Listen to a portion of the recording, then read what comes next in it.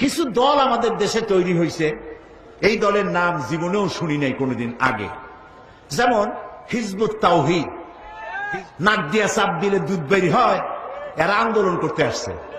আমরা বুড়ো হয়েছি বাতাস খাইয়া, আগে জেলে যাও, জেল খাটো, দুই একটা শহীদ হোক, তারপর বোঝা আন্দোলনের মজা কি।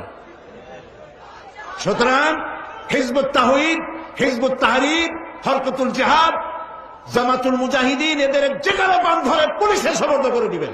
সেই জন্য আপনারা আপনাদের যুবক সন্তানদেরকে ঠেকাবেন, অতি উৎসাহী হয়ে যেন এই সমস্ত খারাপ সংগঠনের সাথে মিলে গিয়ে দেশের সর্বনাশ না করে, এই শান্তিপূর্ণ পরিবেশকে যাতে সর্বনাশ না করতে পারে, সকলের চোখ সেই জন্য উন্মুখ হয়ে থাকতে হবে। কিছু দল আমাদের দেশে তৈরি হয়েছে, এই দলের নাম জীবনেও শুনি নাই কোনোদিন আগে। যেমন জামাতুল মুজাহিদিন, তারপরে কুতকুতুল জিহাদ, কি না, হরকতুল জিহাদ, তারপর লাদেন বাহিনী, তালেবান বাহিনী, হিজবুত তাওহীদ, হিজবুত তাহরীর, পত্রিকার নামগুলি দেখতেছেন না? এই সব নামের সাথে আমার জনগণ, এই দেশের জনগণ কোনো কালেও পরিচিত নয়। এদেরকে আমরা চিনি না, এদের বাপেরও চিনি না, মায়েরও চিনি না, এদের গোষ্ঠী চিনি না।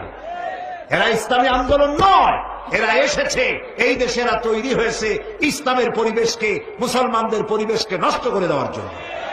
প্রিয় ভাই সব, বিভিন্ন জায়গায় মাথায় পাগড়ি বাঁধিয়া, বড় বড় জামা গায়ে দিয়া, এত বড় বড় মেসওয়াক, তারপরে বোমা বানায়, এগুলো আবার পুলিশ যায় ধরে। তারপরে পত্রিকা আসে জামাতুল মুজাহিদিন ধরা পড়ছে। তাহলে আমাদের দেশটাকে একটা সন্ত্রাসী দেশ বানানো হলো তাদের উদ্দেশ্য, ঠিক কিনা? আমাদের দেশে কোনো সন্ত্রাসী নাই, আর কোন গোপন আন্দোলনে ইসলাম বিশ্বাস করে না। সরকার প্রধান এর পক্ষ থেকে কোনো অর্ডার আসার আগ পর্যন্ত জিহাদের প্রস্তুতি নেওয়া জায়েজ নাই। জিহাদের প্রস্তুতি সশস্ত্র যুদ্ধের আহ্বান জানাতে পারে কেবলমাত্র যখন সরকার প্রধান ইসলাম অথবা মুসলমান হবে, তারা যদি জিহাদের জন্য সর্বাত্মক দাওয়াত দেয়, তখনই কেবলমাত্র আন্দোলন করা যাবে, সশস্ত্র যুদ্ধ করা যাবে। এর আগে বোমা বানাইয়া, পিস্তল বানাইয়া ইচ্ছামতো মানুষ খুন করা, এগুলি করে ইসলামের কোনো লাভ নাই, বরং ইসলামের ক্ষতি হবে। এই কাজটি আপনারা করবেন না অতি উৎসাহী হয়ে।